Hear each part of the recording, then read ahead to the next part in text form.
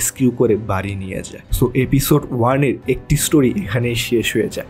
এবার আসে second story, যেটা খুবই শর্ট, বাট আই থিঙ্ক এই ফার্স্ট স্টোরির থেকে এটা বেশি টেরিফাইং। সো আমরা দেখতে পাই একটি বড় মেনশন যেখানে অনলি 3জন মানুষ থাকে, একজন প্যারেন্টস মানে মা বাবা এবং তাদের একটি ছোট্ট মেয়ে। অ্যান্ড আমরা দেখতে পাই এই মেয়েটি একটি ডলে ট্রান্সফর্ম হয়ে যাচ্ছে। লাইক আমরা তার ছবি দেখতে পাই যেখানে সে রিয়েল হিউম্যান বিং ছিল এবং সেখান থেকে সে একটি ডলে ট্রান্সফর্ম হয়ে গিয়েছে। অ্যান্ড আজকের রাত সেই রাত ছিল যেখানে তার ট্রান্সফরমেশন 100% কমপ্লিট হয়ে যাবে এবং সে তার হিউম্যানিটিকে লুজ করে কমপ্লিটলি ডলে চলে আসবে। সো তার বাবা এক্সপ্লেন করে যে এটি একটি কার্স যেটা তাদের বংশের উপরে ইম্পোজ করা হয়েছে এবং এই কার্সে যখনই কোনো মেয়ে ডলে ট্রান্সফর্ম হয়ে যায় তাকে আগুনে পুড়িয়ে দেওয়া হয়। বাট যেহেতু এই মেয়েটি তাদের একমাত্র মেয়ে ছিল, সো সে তা করে না এবং এই ডলটিকে এই মেনশনে এক জায়গায় স্টোর করে রেখে দেয়। বাট প্রবলেম হয় তখন যখন এই ডল